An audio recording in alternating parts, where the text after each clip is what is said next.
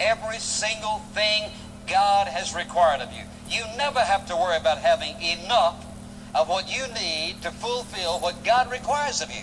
So we don't have to pray, if God will just help me. Friend, what more can He do than to come and live on the inside of you to assure you that at any given moment you are serving Him, the power of God is released for that activity, no matter what it is. And yet I hear pray, oh God, please help me. He's already done it. He's given you a lifetime dose, and you won't ever need any more. It's a matter of you trusting Him to release it in you. Patience, he says, and steadfastness, joyously giving thanks to the Father, who has qualified us to share in the inheritance. And then the rest of what he says there is this. We're to pray that our life may be an expression of joyous thanksgiving for what? For the expressions of God's grace toward us named here. He's qualified us, what? To share in the inheritance of the saints. He's delivered us from the domain of darkness, transfers to the kingdom of His beloved Son. We've been redeemed from our sins and forgiven of all of our sins. Now you think about this prayer for just a moment. What do you suppose would happen in your life if somebody targeted you and began to pray this prayer? God called your name. Fill him with all the fullness of your will, with all spiritual wisdom and understanding. Teach him how to walk in a manner worthy of the Christ whom he professes. Place within his heart, create within his heart a desire to please you in everything. So work in his life that he or she will bear fruit in every good work. So create a desire in their heart for you that they will be continually increasing in their knowledge and understanding of your ways. Strengthen them with all power and might, according to your glorious supernatural power, so that steadfastly and with patience they'll be able to endure all kinds of trials and testing. And Lord, let them so live.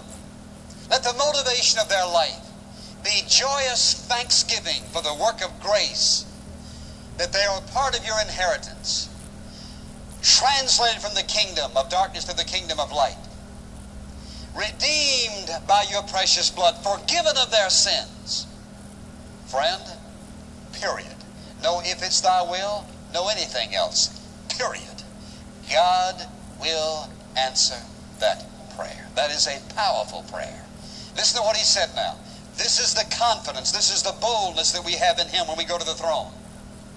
If we ask anything according to his will, everything in that passage is his will. If we ask anything according to his will, he hears us. And if we know that he's listening, he hears us, we know without a shadow of a doubt, we have the petition we desired of him. If you pray that prayer for yourself, you cannot remain the same. You pray that prayer for someone else continuously, faithfully, they cannot remain the same. God will hear that prayer toward anyone you pray it for. But I want to say again, you can't pray for someone else without something beginning to happen in your life. The most powerful privilege God has ever given to any human being is this privilege. Having sinned against a holy God, his grace equipping me to be in a position to talk with him. The most powerful privilege any person ever has is to be able to talk, to have a conversation with the sovereign God of all creation and be heard every single time. That's my privilege.